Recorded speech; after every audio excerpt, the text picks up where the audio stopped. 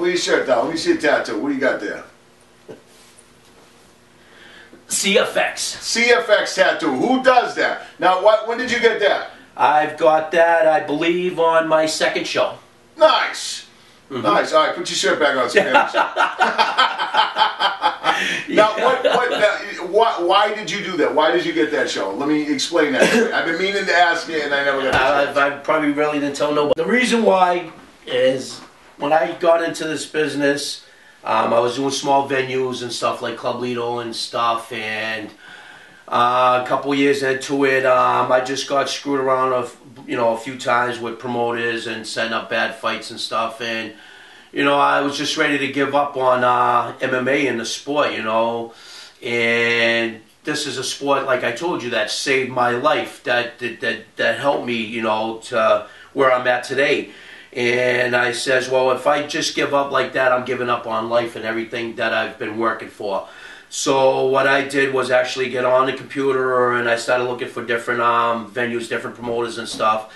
And I found CFX, and I've heard that they're like one of the biggest promoters in New England. And I called them up, and Gary called me, which no one really knows, but Gary was actually the referee in my first fight, my first MMA fight. And the way it came... Excuse me, do me a favor. Flick that switch back on for me. Thank you very much. It's getting chilly. Yeah. and the way it came about is Gary, at the end of the show, and this was my first fight, I got lied to on the fight I was fighting. And Gary... Oh, how did you get lied to? Would they tell you the kid was a beginner or something? Well, I came in, I started at 40 years old. My first MMA fight, never did any kind of fighting like that. And the guy that, the promoter, tells me, oh yeah, the guy's the same age, never did any kind of sport, he wants to try out a sport, he wants to try MMA for the first time. I says, okay, that sounds like a fair fight.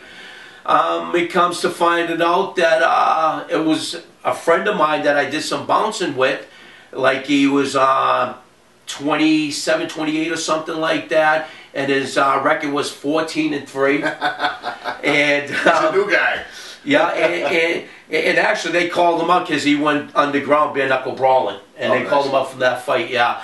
But anyways, Gary for some reason took a liking to me, and at the end of the show, it was like just a tremendous feeling that this guy that's so much a part of MMA that I'm trying to get myself involved with actually pulled me aside at the end of the show and sat me down and gave me a few pointers what to work on and this and that, and I have a good shot at the sport and stuff, and that just blown me away, because no one ever really took me aside and talked to me like that, and try to help me out with pointers and stuff, and that meant a lot to me. And then when I did their shows and stuff, and they took me, him and Linda took me in with open arms and like a big family, this was what I've been looking for, was a family, with like you, Mike, Gresh, and all you guys. That's it. Even though we all will be fighting each other, we're all one big family and stuff, and that's what I was looking for. And it meant so much to me and stuff after a couple of shows, and they were doing so much for me and some of my fighters that I wanted to show my loyalty to a family that took me in with open arms, and that's why I chose to put their logo on me. Nice. Good job. Yep. Good job. Yeah. Arty does. He takes a lot of hard fights for CFX. He takes a lot of hard fights when they need somebody. What else we got? What now? You got another fight coming up when? July 21st at Dover, New Hampshire. Dover, New Hampshire. Now, who's that for? That is for Cage Titans. Cage Titans. Mike's a nice kid too. Yeah, oh yeah. Mike, he's a nice kid. And that's the thing, there's a lot of really good venues out there. You got CFX, you got Cage Titans. I don't know a lot about a lot of the other ones. I know that there are a lot of venues out there that you can go to and you can kind of get... Yeah, the one I just did a month and a half ago, it's a brand new thing. It's NEF, New England Fights. Okay. And they're mostly staying up in Maine. They actually got next week and they put on a show, and they got Tim Sylvia fighting for their main event. Who's fighting Tim Sylvia? I know who it was. He was supposed to fight, is it Ricky Smith? Ricky Smith, thank you. Because he was supposed to be fighting Johnny Johnson, and he pulled out to do that one. Yeah, it's, it's... Wow. I'm kind of sad because I wanted to see Ricky Smith fight Johnny Johnson. Yeah, I've heard so much about Johnny, and again, I was supposed to fight him, and don't get me wrong, not that I was looking forward to that or anything. He's a serious dude, and full respect, my hat goes off to him. Mark Delagrati, bless you. You know, again, it's these guys that are, you know, you can't take away from them that they're so talented and so skilled into the sport. Well, you know that Mark and John trained Tim Sylvia for a while.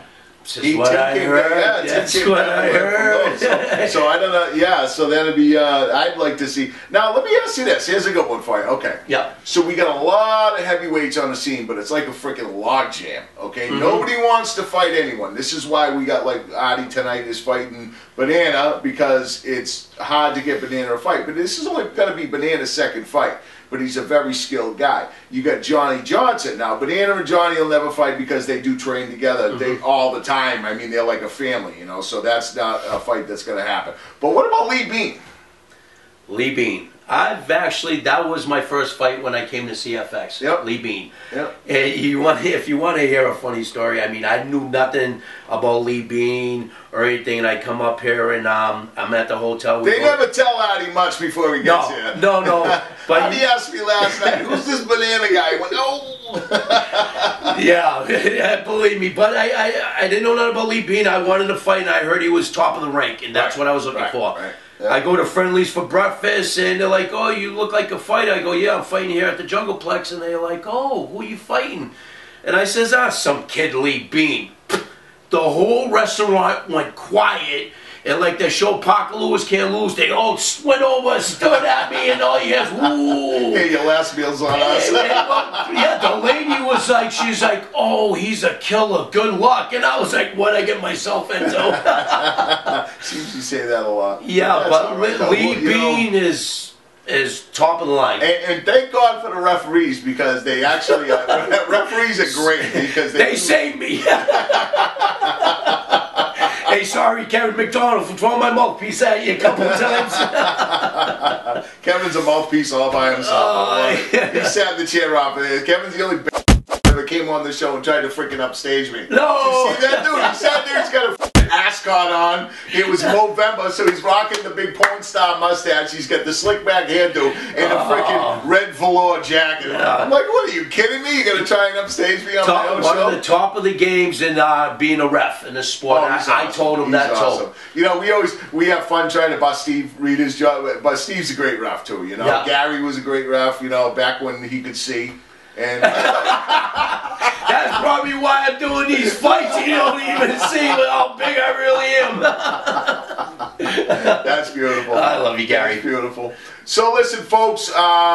If you don't know what that is behind me, that is the Packy. That is the award that this show won. All right. So now we are now known as the award-winning Michael the Hammer Mulligan Fireside. Thank you very much for your votes. I love you all for doing that for me. We won Sports Show of the Year.